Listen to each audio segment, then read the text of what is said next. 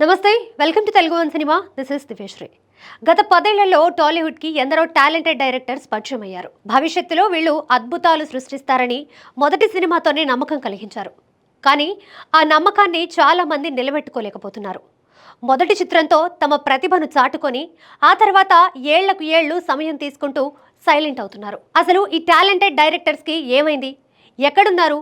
ఎందుకు పెద్దగా సినిమాలు చేయట్లేదు అని సినీ ప్రియులు చర్చించుకుంటున్నారు. 2016లో వచ్చిన క్షణంతో పరిచయమై టాలెంటెడ్ డైరెక్టర్గా పేరు తెచ్చుకున్నాడు రవికాంత్ పేరెపు. ఆ తర్వాత ఈ 9 సంవత్సరాలలో ఆయన డైరెక్షన్లో Krishna and his Leela, bubble gum సినిమాలు మాత్రమే వచ్చాయి. మధ్యలో ఎడిటర్గా కొన్ని సినిమాలు చేశాడు. ప్రస్తుతం దర్శకుడిగా సిద్ధు జొన్నల్గడ్డతో కోహినూర్ చేస్తున్నాడు. 2016లో విడుదలైన పెళ్లి చూపులతో డైరెక్టర్గా పరిచయమయ్యాడు తరుణ్ భాస్కర్. రొమాంటిక్ కామెడీ సినిమాలతో సరికొత్త ట్రెండ్ని సెట్ చేస్తూ పెళ్లి చూపులు ఘన విజయం సాధించింది. తరుణ్ భాస్కర్ దర్శకత్వంలో సినిమాలు చేయడానికి స్టార్స్ సైతం ఆసక్తి చూపించారు. కానీ తరుణ్ మాత్రం పెళ్లి చూపులు తర్వాత ఈ 9 ఏళ్లలో ఈ నగరానికి ఏమైంది, కీడాకోలా అనే 2 సినిమాలే డైరెక్ట్ చేశాడు.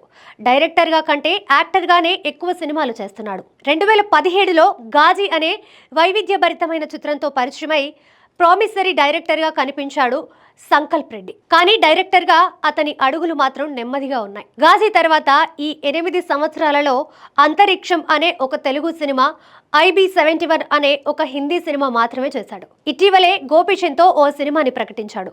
ఇది ఎప్పటికీ పూర్తవుతుందో తెలియదు. అరేరే చిత్రంతో మొదటిసారి మెగాఫోన్ పట్టిన శశికిరణ్ తిక్క 2018లో వచ్చిన గూఢచారితో ప్రతిభగల దర్శకుడిగా పేరు తెచ్చుకున్నాడు. కానీ గూఢచారి తర్వాత ఈ 9 ఏళ్లలో శశికిరణ్ డైరెక్షన్లో మేజర్ అనే ఒకే ఒక సినిమా వచ్చింది.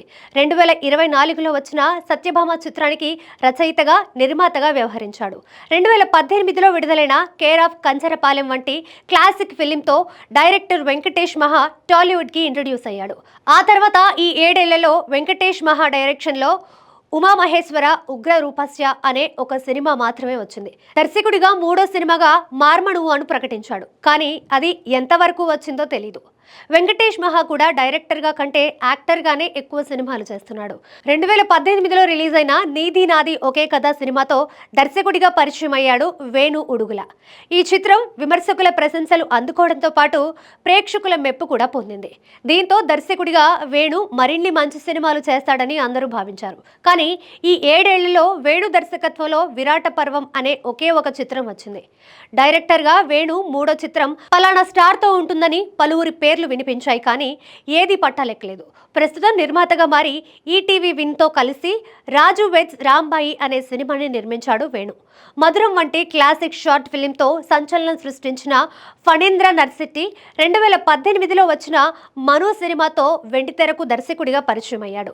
మనుతో విమర్శకుల ప్రశంసలు అందుకున్న ఫణీంద్ర 2వ సినిమా కోసం దాదాపు 7 సంవత్సరాలు సమయం తీసుకున్నాడు. త్వరలో తాను డైరెక్ట్ చేసిన 2వ సినిమా 8 వసంతాలతో ప్రేక్షకులని పలకరించనున్నాడు. 2019లో విడుదలైన రాజావారు రాణివారు సినిమాతో దర్శకుడిగా పరిచయమైన రవికిరణ్ కోలా మొదటి సినిమాతోనే ఆకట్టుకున్నాడు.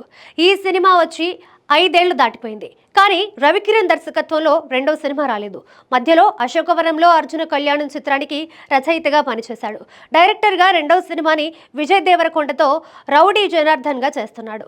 ఇది రావడానికి కనీసం ఏడాది పడుతుంది. 2020లో నేరుగా OTTలో విడుదలైన కలర్ ఫోటోతో డైరెక్టర్గా ఎంట్రీ ఇచ్చాడు సందీప్ రాజ్. ఉత్తమ తెలుగు చిత్రంగా జాతీయ అవార్డు గెలుచుకున్న ఈ సినిమాతో దర్శకుడిగా సందీప్ రాజ్ ఎంతో పేరు సంపాదించుకున్నాడు. అయితే కలర్ ఫోటో వచ్చి 5 ఏళ్లు అవుతున్నా సందీప్ డైరెక్షన్లో 2వ సినిమా రాలేదు. ప్రస్తుతం మోగ్లీ అనే సినిమాకి దర్శకత్వం వహిస్తున్నాడు. సందీప్ కూడా డైరెక్టర్గా కంటే యాక్టర్గానే ఎక్కువ బిజీగా ఉన్నాడు. టాలీవుడ్లో ఇలా ఎందరో యంగ్ టాలెంటెడ్ డైరెక్టర్స్ 1-2 సినిమాలతో మెరిపించి ఆ తర్వాత సైలెంట్ అయ్యారు. కొందరేమో చాలా స్లోగా సినిమాలు చేస్తున్నారు. పాన్ ఇండియా మోజులో పడిన హీరోలు ఈ టాలెంటెడ్ డైరెక్టర్స్ను పట్టించుకోవడం లేదా, లేక ఈ దర్శకులే కెరీర్ విషయంలో తప్పటడుగులు వేస్తున్నారో అర్థం కావట్లేదు.